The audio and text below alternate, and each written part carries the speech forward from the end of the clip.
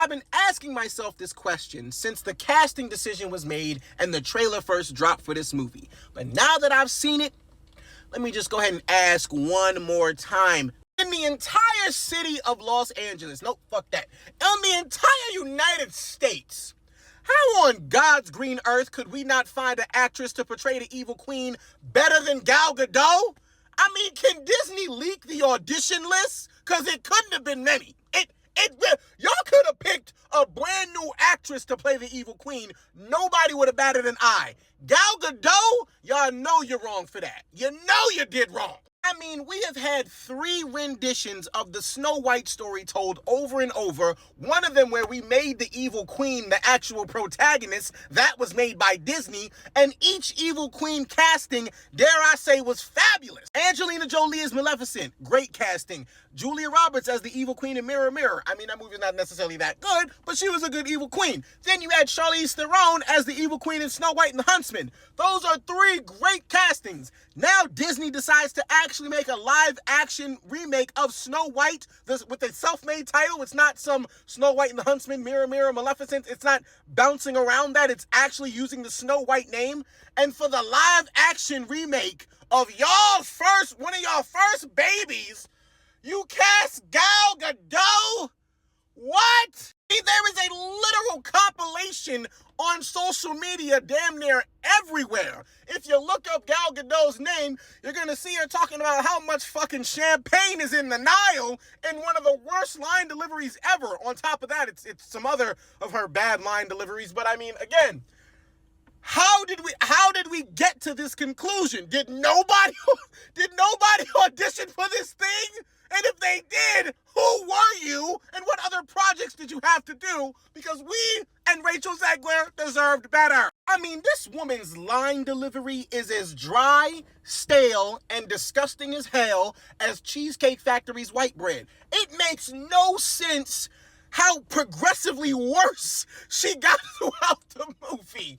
And look, I'm not exaggerating when I say that this is Gal Gadot's worst performance. Like, in other movies, it wasn't as bad to me until that compilation of all her worst line deliveries came out, and then upon some rewatches, I was like, oh, yeah, it is that bad.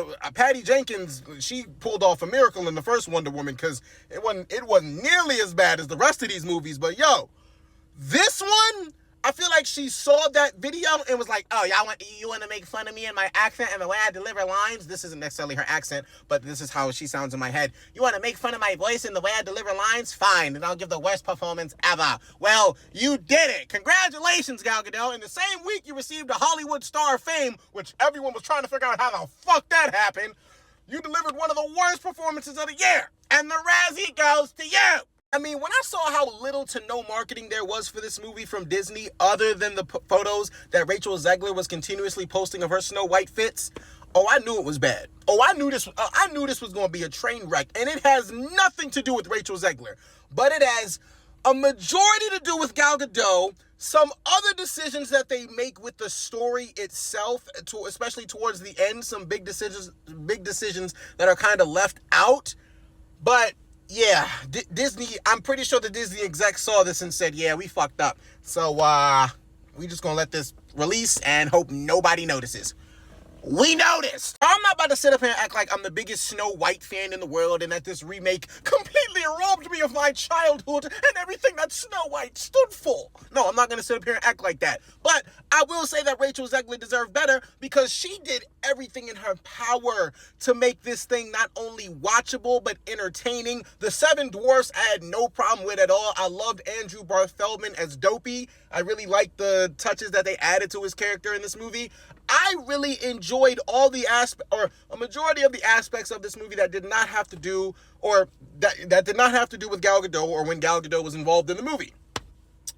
But like I said, there are other decisions that are made plot-wise, especially with the bandits and Jonathan in particular.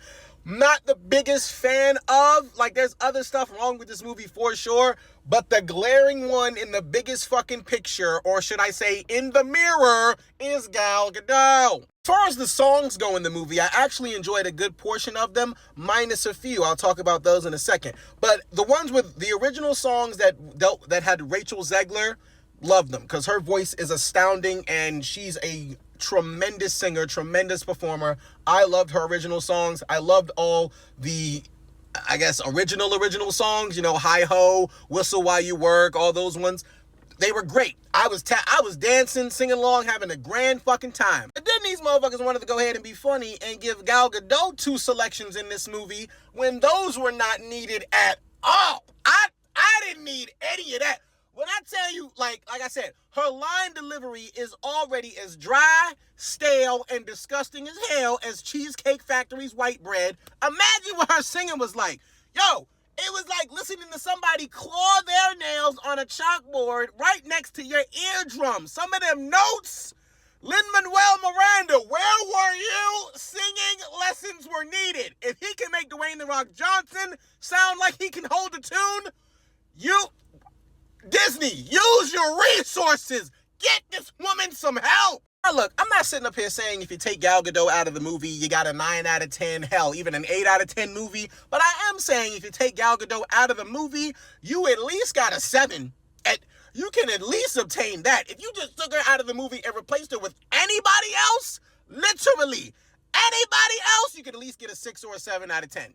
At least. Because Rachel Zegler was doing a good job. I thought the doors were, the 7 doors, they were very entertaining. I enjoyed a majority of the movie that did not have to do with Gal Gadot's part. And like I said, some character decisions with the Bandit and Jonathan. Jonathan was a good character, but like I said, some decisions that were made, especially towards the end, I was kind of like, meh.